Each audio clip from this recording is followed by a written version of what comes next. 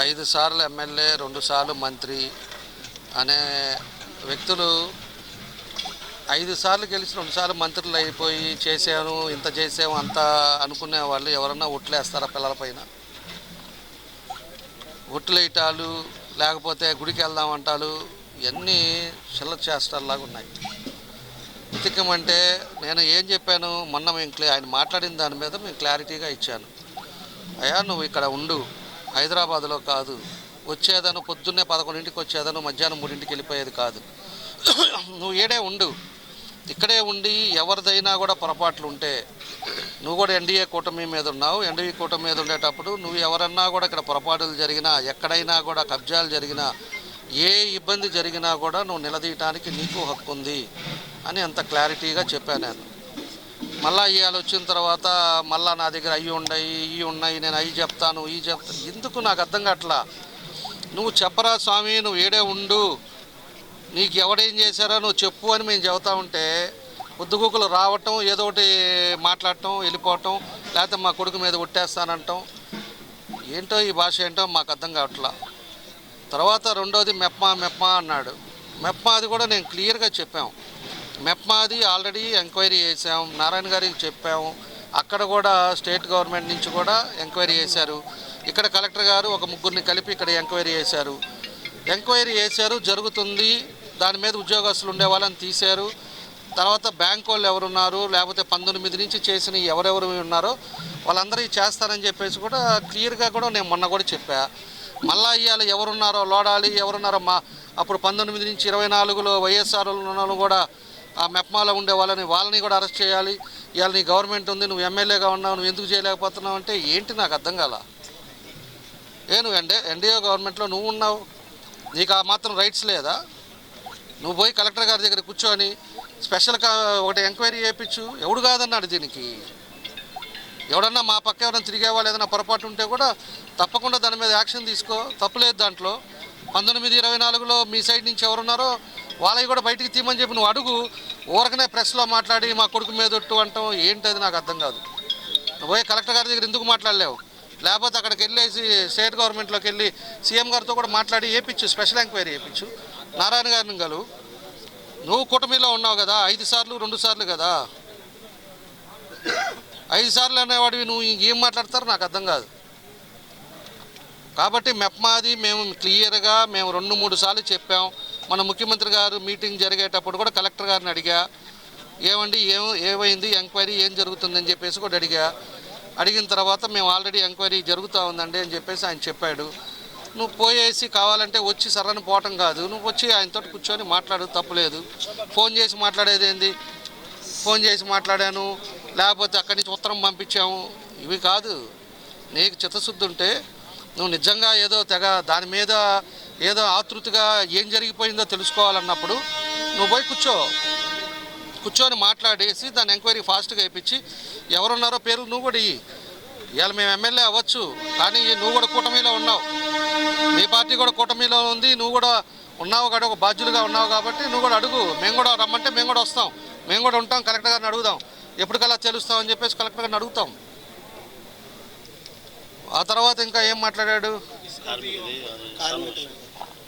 మా ప్రభుత్వం వచ్చిన తర్వాత ఎక్కడ కబ్జాలు జరగలా, ఎక్కడన్నా కంప్లైంట్ వచ్చిందా ఒక్కటి చెప్పండి. ఇంతమంది మీడియా ఉన్నారు, మీడియా ద్వారా ప్రజలను కూడా అడుగుతా ఉన్నా. ఎక్కడన్నా కూడా ఒకడు వచ్చి ఆకుపై చేసి ఏమైనా ఇబ్బందులు జరిగిందేమో అని అడుగుతున్నా. దాన్ని ఎవరో వచ్చి ల్యాండ్ వాళ్ళు వచ్చేసి రాత్రిపూట చేశారు అని చెప్పేసి అంటే ల్యాండ్ వాళ్ళదంట, అది వీళ్ళు కావాలని ఉన్నారని చెప్పేసి వాళ్ళకి అది ఎంఆర్ఓ ఇచ్చాడు, వాళ్ళు డాక్యుమెంట్స్ చూశారు, అన్నీ చేశారు. అలాంటిది వాళ్ళు వచ్చారు ఆక్యుపై చేసుకున్నారేమో, దానికి రాజకీయానికి ఏం సంబంధం? అలాంటిది ఏదన్నా కూడా కబ్జాలు జరిగి లేకపోతే ఉన్నోళ్ళు తీసేసిన వాళ్ళ దగ్గర ఏమైనా ఎవిడెన్స్ ఉన్నాయా, వాళ్ళ దగ్గర ఏమైనా పట్టాలు ఉన్నాయా, వాళ్ళ దగ్గర కాగితాలు లేకుండా మీలాగా మీ కొడుకు మాదిరి పోయి రాత్రిపూట ఆ బ్రాహ్మణులది రాత్రిపూట మీ బామ్మ అతను వియంకుడు పోయి భాస్కర్ రెడ్డి పోయేసి నైట్ నోట వేసుకున్నట్టు అక్కడ ఏమైనా జరిగిందా? వాళ్ళ దగ్గర కాగితాలు లేకుండా పోయి ఆక్యుపై చేశారా? ఇవన్నీ చెప్పు. ఆ రోజు ఉండే పరిస్థితుల్లో మీరు చేసింది అది, నీకు రైట్స్ లేదు, నువ్వు ఓనరు కాదు. ఓనర్ ఎవరో ఒంగోలు సుబ్బారావు అయితే మీ వాళ్ళు పోయేసి రాత్రిపూట కట్టి లైట్లు వేసి చేసింది మీరు. ఈడకు వచ్చిన తర్వాత వాళ్ళెవరో సైట్ ఓనర్స్ అయిపోయి వాళ్ళ కాగితాలు పెట్టుకొని వాళ్ళు పోయి వాళ్ళని కదిలిచ్చారు. దానికేను రాజకీయాలకేం సంబంధం, దానికి ఎమ్మెల్యేకేం సంబంధం, దానికి ఇక్కడ ఉండే పార్టీ వాళ్ళకేం సంబంధం? సంబంధాలు లేకుండా, లేకపోతే మా వాళ్ళు పార్టీ వాళ్ళు ఎవరన్నా పోయేసి నువ్వు చెప్పినట్టు అసలు కాగితాలే లేకుండా ఆ విధంగా చేస్తే తప్పు చేసినట్టే నువ్వేమైనా మాట్లాడు, మేము దానికి వింటాం. అంతేగాని ఎక్కడా కూడా ఒక్క పని జరగకుండా, ఎక్కడా ఒక ఇబ్బంది లేకుండా పీస్ఫుల్ అట్మాస్ఫియర్ జరుగుతూ ఉంటే నువ్వు మళ్ళీ ఇవాళ అదేమైంది వాళ్ళని లేపలేదా, నా దగ్గర అయ్యి ఉన్నాయి, ఎన్ని ఉన్నా కూడా నువ్వు చెప్పు, రా ఫేస్ టు ఫేస్ కూర్చుందామని మొన్న కూడా చెప్పా. నీకు ఏదన్నా ఉన్నప్పుడు డౌట్ ఉంటే అడుగు, ఎక్కడన్నా జరిగితే పొరపాటు జరిగితే చెప్పు, దాని ప్రకారంగా నేను చెప్తాను. చెప్పిందే వచ్చి ఏదో ఒకటి మాట్లాడేదను, మా కొడుకు మీద ఒట్టు, మా కొడుకు మీద ఒట్టు, నాకుండేది ఒక కొడుకు. అందరికీ ఉంటారు పిల్లలు, అందరికీ పిల్లలు ఉన్నారు. అందరికీ పిల్లలు ఉన్నప్పుడు అందరి పిల్లల మీద ప్రేమలు ఉంటాయి. నువ్వు ఇదివరకు ఎట్లా చేసావా, నువ్వు ఉండేటప్పుడు నీ అహంకారంతో ఎంతమంది ఇబ్బందులు పడ్డారా, లేకపోతే మీ కొడుకు శిశీంద్రి వాళ్ళ గంజాయిలు తాగేసి అన్ని కుటుంబాలు నాశనం అయిపోయినాయా? అందరూ కూడా చేసేటప్పుడు చెప్పుకోవాలి. నువ్వు ఉండేటప్పుడు, పదవిలో ఉండేటప్పుడు, నువ్వు ఉండేటప్పుడు మీ వాడు చేస్తున్న పనులకి నువ్వు చెప్పాలి. రే పిచ్చి పనులు చేయగాకరా, వాళ్ళు ఫ్యామిలీ బాగుండాలిరా, వాళ్ళందరూ బాగుండాలి, మనం ఉంటే మనకు సహాయం చేయాలి, అంతేగాని ఇట్లాంటివి చేయకూడదురా అని చెప్పేసి నువ్వు చెప్పుండాలి. అప్పుడు అలాంటివన్నీ చెప్పకుండా ఈరోజు సర్వనాశనం చేసి, ఈరోజు ఒక కొడుకున్నాడు, మాకు ఒక్క కొడుకే అంటే అందరికీ పిల్లలు ఉంటారు, అందరికీ ఉంటాయి. అన్నీ కూడా గుర్తుపెట్టుకోవాలని చెప్పి కూడా మేము తెలియజేస్తూ ఉన్నా. ఇంకేం గెలిచారు అని చెప్పి ఎవరు దొంగ మాటలు చెప్పి గెలిచింది? నువ్వు మాట్లాడింది, నువ్వు చేసే యాక్టివిటీని మేము ప్రజల్లోకి తీసుకెళ్ళాము. నువ్వు దొంగ పనులు చేస్తా పోయి జగన్మోహన్ రెడ్డి దగ్గరికి పోయేసి డబ్బులు 200 కోట్లు తీసుకొచ్చి 400 ఎకరాలు ఆ రోజు ఎక్వైర్ చేసి ఒక్కడికన్నా కూడా పట్టాలు కరెక్ట్గా ఇచ్చావా? మేము పట్టాలు ఇచ్చేటప్పుడు కూడా చెప్పాము, ఈ దొంగ పట్టాలు, ఫేక్ పట్టాలు నమ్మగాకండి అని ప్రజలకు తీసుకెళ్ళాం. ఈరోజు దానికి గవర్నమెంట్ వచ్చిన తర్వాత దాన్ని క్రాస్ చెక్ చేసి ఎంక్వైరీ చేస్తే 13,000 పట్టాలు ఫేక్ పట్టాలు.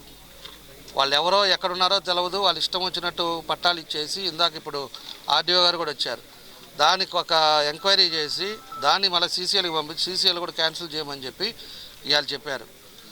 ఎందుకంటే నువ్వు ఆ రోజు పట్టాలు ఇచ్చేసి పట్టాల చేత ఓట్లు వస్తాయని చెప్పేసి నువ్వు దొంగ పనులు చేస్తావు. ఇచ్చేవాడివి 5 సంవత్సరాల దాకా ఏం నిద్రపోయావా? 5 సంవత్సరాల నుంచి ఏం చేసినట్టు నువ్వు? నిజంగా ఇవ్వాలి, పేదవాళ్ళకి ఇవ్వాలి అన్నప్పుడు ఈ ప్రాసెస్ అంతా 2 సంవత్సరాల ముందే మొదలుపెట్టి జెన్యూన్గా ఉండే వాళ్ళకి నువ్వు చేసి ఇవ్వాలి. లాస్ట్ ఇంకా ఒక నెలలో నోటిఫికేషన్ వస్తున్నప్పుడు నువ్వు అడాబడగా పట్టాలు ఇచ్చేసి ఇలా రెవెన్యూ వాళ్ళందరినీ పరిగెత్తిచ్చేసి నీ ఇష్టారాజ్యంగా చేసి ఈరోజు ఒక్క పట్టాలు లేవు. దాంట్లో ఇంకొక 60 ఎకరాలు అసలు రిజిస్ట్రేషన్ కాకుండానే అక్కడ కూడా పట్టాలు ఇచ్చేసావు.